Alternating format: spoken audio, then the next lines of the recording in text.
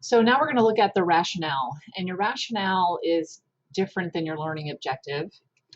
Your rationale should be based on the learning objective and based on your TEAC, but it's going to be broad.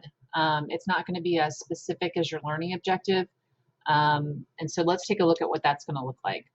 So your rationale, and this, lots of people maybe have differing opinions on what a rationale should look like in a lesson plan. For me, it's that quick response when students say, why do we need to know this? Who cares? Why are we doing this? Why do I have to know about ancient civilizations and constellations? Or why do I have to summarize Goldilocks and the Three Bears? So your rationale is well, you have to know how to do this because, and fill in the blank.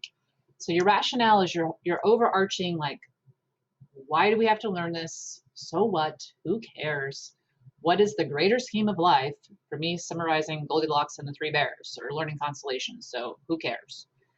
So in that case, let me move back up then. So the rationale should not restate the learning objective. So what I don't want to see is the students, in your learning objective, the students will summarize Goldilocks and Three Bears, and then your rationale is the purpose of the lesson is for the students to summarize an event of a story. Okay, that's basically the same thing. That's not what I'm looking for.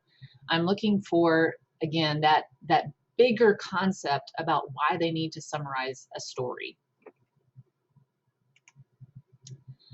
So in this particular instance then, a rationale can have a verb that's not directly measurable or observable. So you can have something like the purpose of the lesson is for students to learn, or to appreciate, or to understand, or to know, or to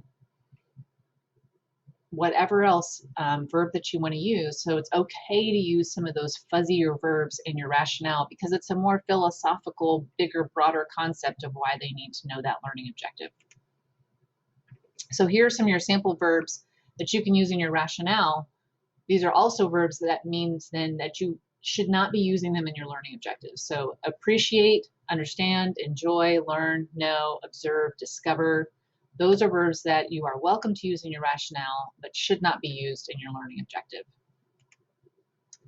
So here's the format that I want you to use. And again, people have differing opinions on what rationales maybe should be or what the format is, but for us, we're going to say that it should start off, the purpose of the lesson is, and then you fill in the blank. It should be one sentence, because again, we're not trying to give students a big book about why they need to know this or learn this. It's a one-sentence statement about the purpose of the lesson. There's my one sentence. The purpose of the lesson is, and I'll show you some examples in a second. Okay, so we have been creating learning objectives. So let's look at some of those learning objectives and how we can look at a rationale for those learning objectives. So if we come back, here was the learning objective. The students will summarize the main events of Goldilocks using the beginning, middle, and end. So why, again, in the scheme of things, do they need to know how to do this or write a summary? So maybe the purpose of the lesson is just to learn the structure of stories. Maybe students just need to know how a story works from beginning, middle, and end. Or maybe it's to understand the literary process. So again, a big concept about why they need to know these things. Let's continue. So if we look at this one, the students will analyze the ethical conduct of camel during the Industrial Revolution. Why? I know we're going to students say, why do I need to know what the ethical conduct is? Maybe the purpose of the lesson is to understand the pros and cons of business practices. I like that one. Or it's to teach business principles or standards. Maybe that's kind of the big aha you want them to get out of it. So your rationale is, again, this bigger purpose, this big idea. So think about the big idea and your learning objective kind of being the detail of that big idea.